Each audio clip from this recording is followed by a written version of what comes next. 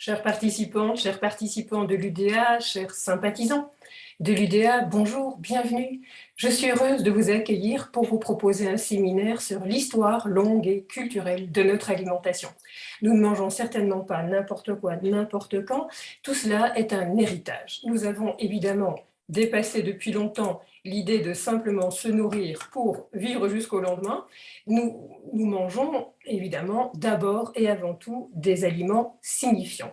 Donc l'avantage de l'UDA, c'est évidemment de pouvoir aborder toutes sortes de savoirs, et moi je vous propose un séminaire qui est la suite d'un séminaire donné l'année dernière sur 8 fondamentaux de notre alimentation, tels la viande, le pain, toujours disponible, donc n'hésitez pas si cela vous tente.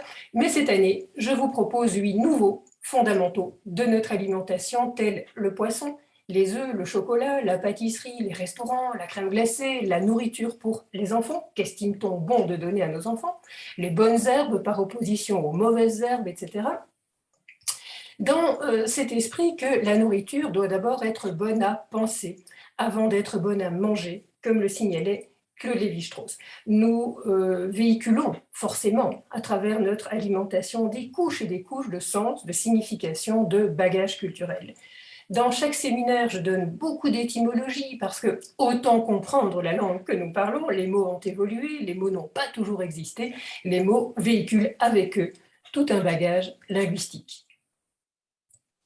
Bien sûr de l'archéologie, parce qu'énormément d'objets nous révèlent comment nos lointains aïeux vivaient tel ou tel rapport à l'alimentation, comment s'est élaborée cette mémoire longue, cette mémoire culturelle de ce que nous trouvons judicieux de manger. Et la plupart des mets tels que la pâtisserie, les œufs, remontent dans leur signification au moins à la plus haute antiquité.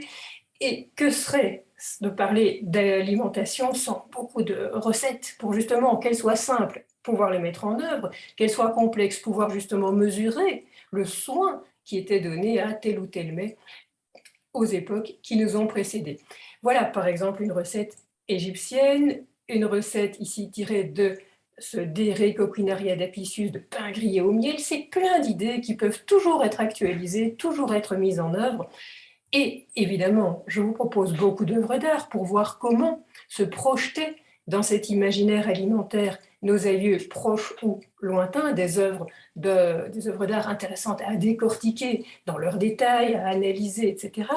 Et que serait l'histoire sans lien avec l'actualité?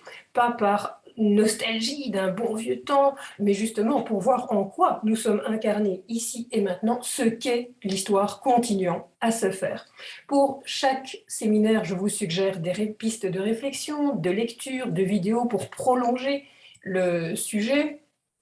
Évidemment, je vous donne énormément de suggestions de livres généraux ou de livres de recettes ou de livres plus philosophiques à ce propos de la nourriture. Je vous suggère des visites à faire par vous-même ou bien à faire dans le cadre de l'UDA ou bien que je peux organiser avec l'accord de l'UDA et auquel je vous invite évidemment bien volontiers. Ce sera un plaisir de partager toutes ces belles références gastronomiques, gourmettes, littéraires, culinaires avec vous. Donc je vous dis à bientôt.